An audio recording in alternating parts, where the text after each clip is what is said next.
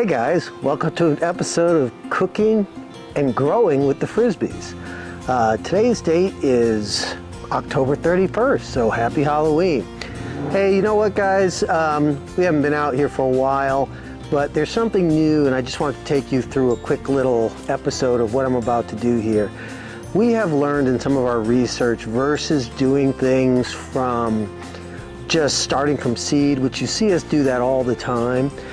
We are going to try a method that has been talked about with pepper plants specifically that says that you can overwinter your pepper plants. And what it means by overwintering them simply just means that you can cut them back, repot them, bring them inside, and they can survive for the winter because these pepper plants can continue to produce for several years. So you don't always have to start from seed. So especially if you live in a climate, we're in zone 7B.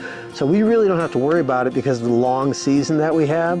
I mean, it's October 31st and it's 61 degrees. It's gonna be a deep freeze tonight though. When I say deep, it's gonna get down to about 32 with a wind chill about 23, but it's gonna last for a couple of days. So I thought this was a great time for me to prune this plant back, show you how we do it, repot it, fertilize it, and get it inside. And that's basically the process.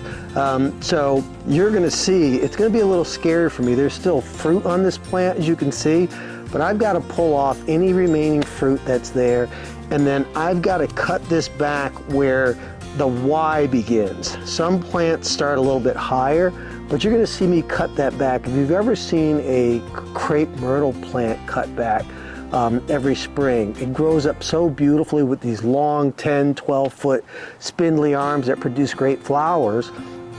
And then they come back in February and they cut it right down to the nub and it just starts all over again.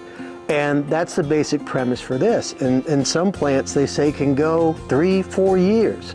So we're gonna take a bell pepper plant, this was our healthiest one that produced the most, and we're gonna take 2 of our jalapeno plants down the back, and we're gonna see how this works out. Now that's not gonna take away from the fact we'll still be doing our episodes for prepping for seedlings for the spring garden sometime in January, but it is something that we thought we'd give a try since we did have a couple of really healthy, well-producing plants and see what it's all about. So again, when you look at this plant, you see down here, it's where there is kind of an X.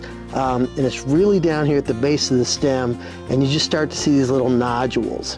And that's where you're gonna see me cut all the way back, so this beautiful tall plant is gonna become a tiny little stalk that I'm gonna bring inside before that cold hits tonight. So stick with me and I'll walk you through how we do it. Hey guys, so I actually picked up this big old heavy pot and I brought it back in here to the potting bench where I think it's gonna be a little bit easier for me to do it.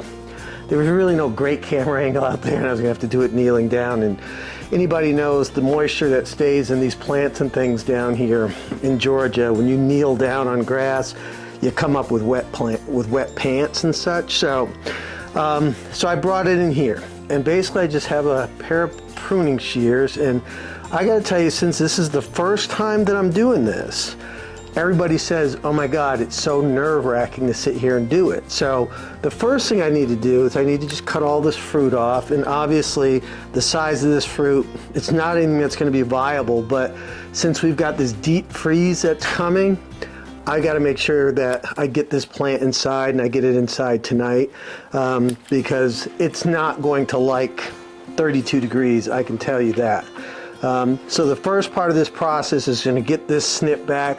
Let me go ahead and do that, and then we'll start repotting. So there's really no reason for me to be too ginger with this.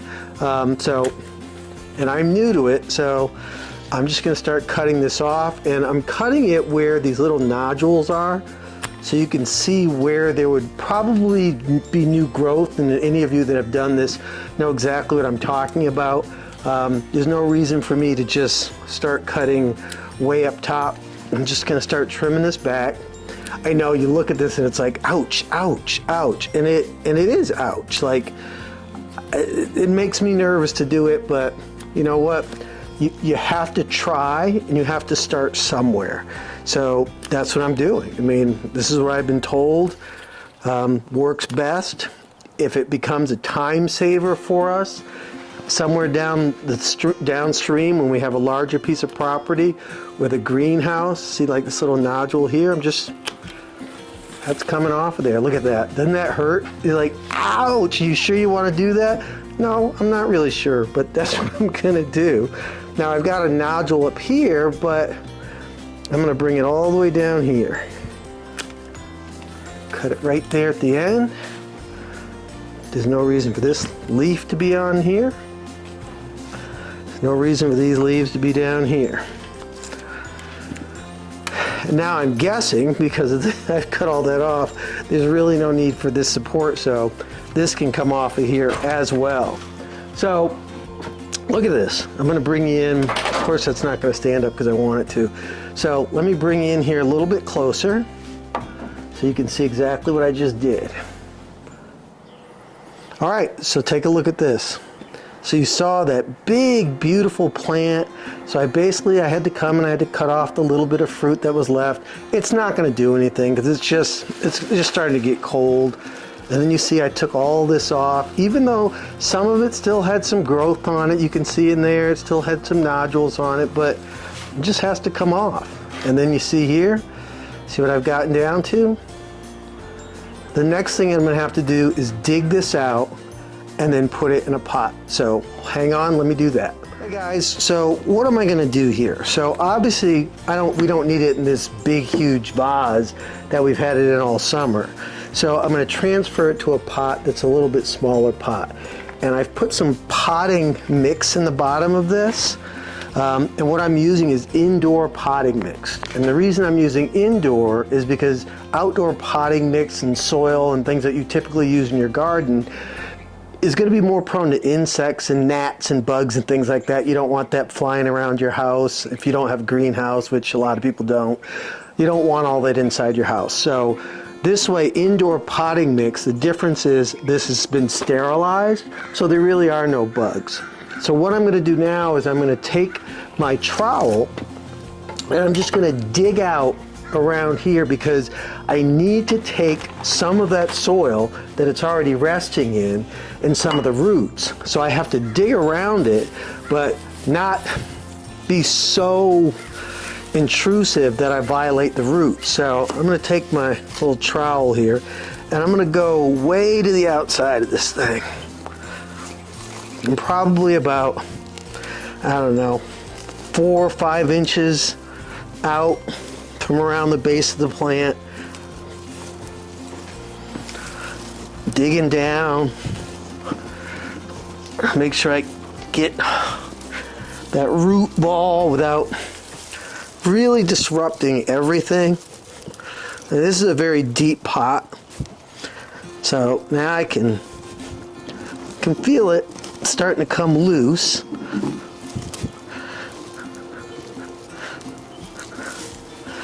Let's see if I can. You don't want to pull up on the stem. You want to bring that root base with you. There you go. Look at that. See, there it is. So now, I've got some of that root base. Leave some of it. So you want to take some of the dirt that it's used to being in. I'm going to expose some of the roots here so that they're more apt and more ready to go in this pot and grab hold. Like I said, I'm going to put this in a pot. There's already some potting mix in here. Set that down in there. Level it out. Then I'm going to take some more of this potting mix. And you don't have to fill the entire pot because really it's just a temporary home. So I'll put some of this potting mix around the outside. Secure it. And just kind of keep it in place. Don't need that. We know what it is. I'll put it back in now. Just kind of tamp this down. Like so.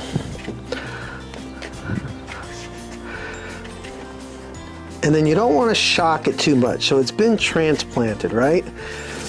So what I'm going to do is I'm going to take some fertilizer, because you want to give it a good shot of fertilizer. I'm going to take some of this fish and seaweed fertilizer, or liquid fertilizer that basically goes about 1 ounce to a gallon. I don't really measure it that well. I'm going to put some in this bucket. I'm going to fill this since we've got 2 jalapeno plants in the back that I want to do as well. We're just going to fill this up, and then I'll put some water in here, and then I'll bring it on inside. So stay tuned. Okay, guys, I've got my little Neptune mixture in there, my seaweed mixture. Just going to go ahead and give this good watering, just to make sure that the roots are happy. Make sure my soil. And when you do this during the winter months, you don't want to overwater. So it's in kind of a dormant stage, but you obviously don't want to kill it and let it dry out. So what you need to do is make sure that you let it get dry and then you come back and water it. And it's not going to take a ton of water because it's kind of in a dormant stage, and that's where you're holding it. So it doesn't need a ton of liquid. Just kind of keep an eye on it. When you see it dry out, go give it some more. I'm only fertilizing it 1 time, and then the rest will be water throughout the winter months, and we'll keep checking the progress on it. So this kind of, I'll show you here. This is what it looks like. Don't have to fill it up. Again, it's a holding place for this. It's not something that you're trying to let it grow in. When the next season comes along, you're going to pull this out, and we'll probably put it back into this big, huge pot, or put it somewhere else on Little Acorn Farm out there in the garden. We like to try a lot of different spots to see where things grow really well. So let me go out there, get the jalapeno plants. I'm going to do the same, cut those back, and then I'll be back and I'll show you once that's all done. But don't be afraid. I mean, again, you got to experiment. It's better than letting them die, or it's better than not trying at all. You may find something that works so well for you that you'll just continue to do it from that point forward. We don't have heat in our greenhouse, so my guess is we're going to pull this inside and probably put it in the basement. It does need some light, so you're going to need to put it in a sunny spot in a greenhouse, a sunny spot in the house. We can't really have green live plants in the house because our cats like to tear them up no matter what it is. Even if it gets them sick, they'll eat it and then throw it up. And you find all these little, you don't need to know about that. Anyway, when I built the second grow rack, I left a very deep shelf on the bottom. So I actually will have a warm mat, and I'll also have a grow light that I'll have on probably 5 hours of the day. So, and it's all automatic the way I have it set up. So it'll still continue to get light, but it can't be sitting in the dark. It still needs sunlight. And you know what? We live in a climate here that usually the temperatures in the winter time don't really get below 55 during the day. So I may just bring it outside. It's already been hardened off from the seedling point where we started. So you want to keep it used to that, and to bring it back out when we get a nice warm sunny day, give it some, let it get that good air circulating around it, that natural photosynthesis from actual sun versus grow lights, which I just use fluorescent lights that emit enough light for it. And that's what we're going to do, and I'll just keep you posted. Not doing a garden tour with you today. Beth just harvested some bok choy. That's from our fall winter garden, and it looks absolutely splendid. Our fall winter garden kind of got decimated. We did our due diligence. We covered everything with netting, everything. And there were obviously some cabbage worms or bugs or something that were actually in the soil, and they ate a lot of things. Now it was very warm too, so I think that plus the bugs, I think it had an effect on the fall crop. Obviously fall crops like cooler weather. But we'll do a garden tour and show you, but we're not going to be deterred by that. We're just going to simply come back and we're going to replant some things. We're going to direct sow some things, and we'll see what happens. Who knows what the winter's going to bring. So let me get down there and get this finished because it's Halloween and the trick-or-treaters are going to start coming by. Bear with me.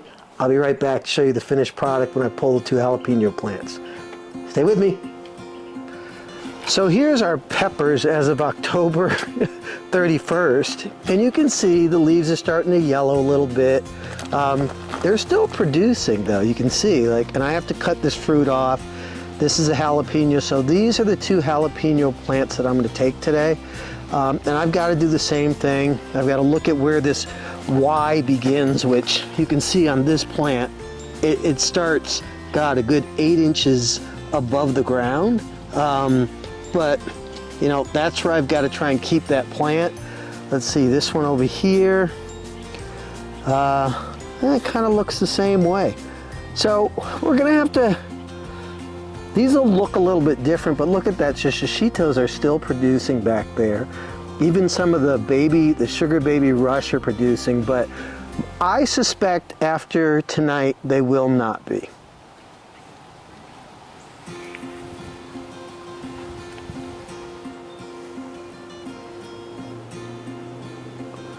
Well, look at the little acorn farm back there. So hey guys, let me show you what I have finished up here. So this is, I should go grab those stakes so I remember. This is the bell pepper plant. You can see what we've cut this back to. And these are the 2 jalapenos. This one's cut a lot closer than this one is, but it's going to be an experiment and see how these come out. Now, if you remember, we grow these things from seed anyway. So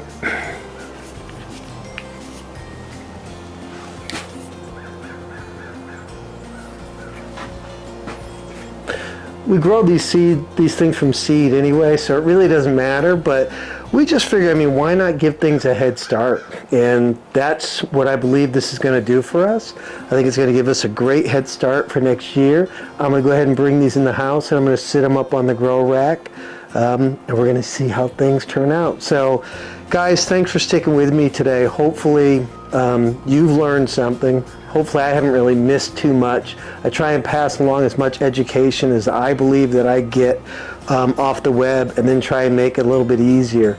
I know that YouTube is a great resource whenever I'm trying to learn anything, even if it's about something I'm trying to fix on my vehicle.